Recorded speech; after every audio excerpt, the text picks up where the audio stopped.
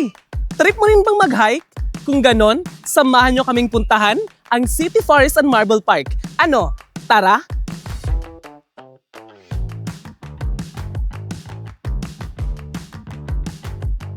Matatagpuan sa Barangay Malupalo sa Tinambakan District ng Calbayog City, approximately 25 minutes from city proper. Ang City Forest and Marble Park ay isang tagong paraiso para sa mga mahihilig sa nature adventure. Nandito na tayo sa Barangay Malupalo at nandito sa likod ko ang City Forest and Marble Park. Isa ito sa mga hidden gem ng Calbayog na unti-unti nang kinikilala ng mga lokal at dayuhang hikers. At ang sabi pa nila, the best daw ang view ng sunset sa tuktok nito. Pero bago tayo umakyat, kailangan muna nating bisitahin ang kanilang barangay hall at magbayad ng 30 pesos per head para sa environmental fee at 300 pesos guide fee for one tour guide per 5 hikers.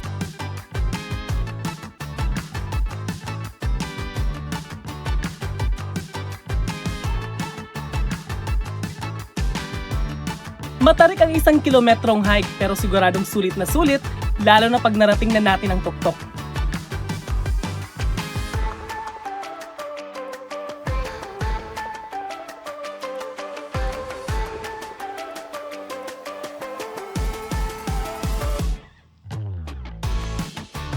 Kaya pa? Yes! Kaya.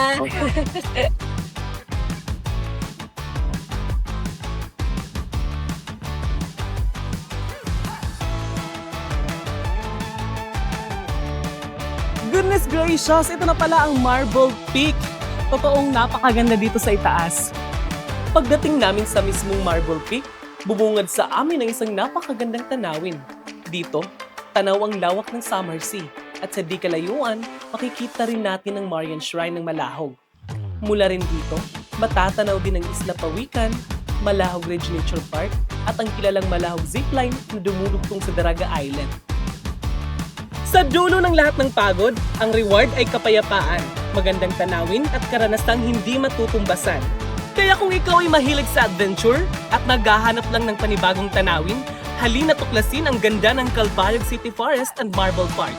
At simula pa lang ito, kaya abang-abang lang sa aming susunod na hiking adventures. Samantala, para naman sa mga hiking enthusiasts o kahit sa mga interesadong mag-try dyan, abangan lang ang mga hiking schedules na pinupost ng Facebook page ng Calbayog, The City of Waterfalls, para makasama sa mga hikes na inuorganisa ng lungsod. At ngayon, Alam mo na,